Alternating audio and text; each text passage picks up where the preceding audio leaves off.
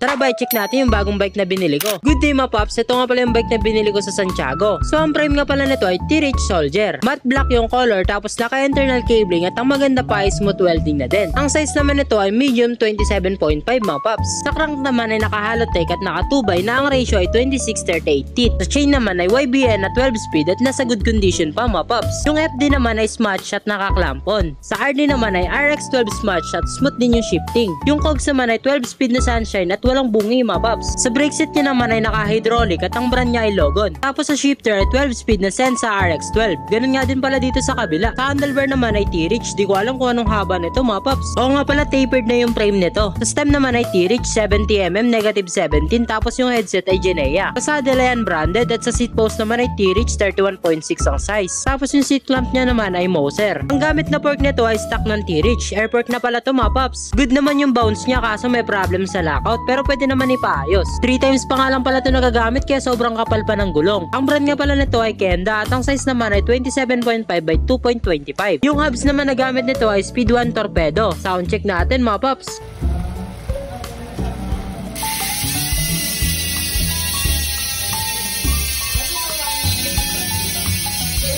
So yun lang mga paps, salamat sa panonood, ride safe palagi.